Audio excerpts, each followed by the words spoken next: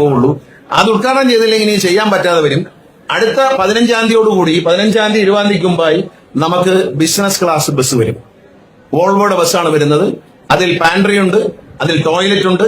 അത് തിരുവനന്തപുരത്ത് കൊച്ചിയിൽ നിന്ന് രാവിലെ ഒരു വണ്ടി തിരുവനന്തപുരത്തേക്കും തിരുവനന്തപുരത്ത് നിന്ന് രാവിലെ ഒരു വണ്ടി കൊച്ചിക്കും പുറപ്പെടും.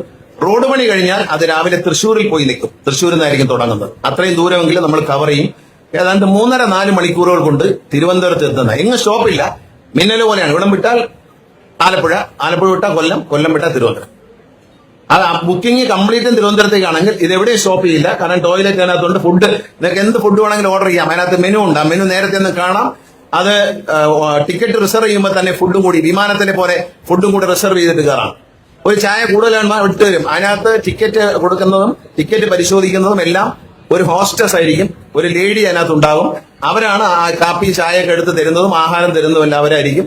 ബസ് ഹോസ്റ്റസ് എന്നൊരു സങ്കല്പം ഉണ്ടാക്കുകയാണ്. അതെല്ലാം തെരഞ്ഞെടുത്ത് റെഡിയാക്കിയിട്ടുണ്ട്. വണ്ടി വരുമ്പോൾ ഞാനൊന്ന് ഓടിച്ചു നോക്കും. അത് കഴിഞ്ഞാൽ വണ്ടി ഉദ്ഘാടനം ചെയ്തിരിക്കുന്നു. വണ്ടി ഓടാൻ നേരത്തെ ഇലക്ഷൻ കമ്മീഷന്റെ പ്രഖ്യാപനം വരുന്നതിന് മുമ്പേ വണ്ടി ഉദ്ഘാടനം ചെയ്തിരിക്കുന്നു. അല്ലെങ്കിൽ ഉദ്ഘാടനം ചെയ്യേണ്ടെന്ന് പലരും പറയും. അതുകൊണ്ട് നേരത്തെ ഉദ്ഘാടനം ചെയ്തിരിക്കുന്നു. വണ്ടി പണിത് തീരാറായി. ഇനി അതിന്റെ കളർ കൊടുക്കണം. കളർ ഇന്നലെ ഞാനും MD കൂടെ ചർച്ചകൾ നടത്തി. കളറിൽ ചില മാറ്റങ്ങൾ വരുത്തി. നല്ല എലിഗന്റ് ആയിട്ടുള്ള കളറായിരിക്കും.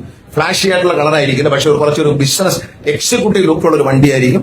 എല്ലാ സൗകര്യവും ഉണ്ട്. അതിനകത്ത് ടോയ്ലറ്റ് ഉണ്ട്. അതിന്റെ ടോയ്ലറ്റൊക്കെ വെച്ചേക്കുന്ന സ്ഥലമൊക്കെ ഉണ്ട്. നിങ്ങൾ ഞെട്ടിപ്പോകും. പാൻട്രി ഉണ്ട്. എല്ലാ സൗകര്യങ്ങളും ഉണ്ട്. അതിനകത്ത് ബസ് ഹോസ്റ്റസ് ആയിരിക്കും. ഡ്രൈവറും ഉണ്ടാവും, ബസ് ഹോസ്റ്റസും ഉണ്ടാവും. ടിക്കറ്റ് ചെക്ക് ചെയ്ത് കയറുന്ന അവരായിരിക്കും. ബാക്കി എല്ലാ കാര്യങ്ങളും ആഹാരം കൊടുക്കുന്നതും മറ്റു കാര്യങ്ങളെല്ലാം അവര് അറ്റ് യുവർ സർവീസ് ആയിട്ട് ഉണ്ടാവും. വിമാനത്തിലുള്ളതുപോലെ ഒരു ഹോസ്റ്റസിനെ നമ്മൾ ഈ 2 ബസ്സിലും വെക്കും. ഇവിടുന്ന് അങ്ങോട്ടും അവിടെ നിന്ന് ഇങ്ങോട്ടും. അത് ചില ഒരുപക്ഷെ മലയാളിയാകണം എന്നില്ല ഈ വയ്ക്കുന്ന ആള്. കാരണം മലയാളികൾക്ക് ഒരു ചെറിയ കുഴപ്പമുണ്ട്. നമ്മളെല്ലാം ട്രെയിനിങ് കൊടുക്കും. 4 ദിവസം അതനുസരിച്ച് ചെയ്യും. 5-ാമത്തെ ദിവസം അത് വൃത്തിയിടാക്കും.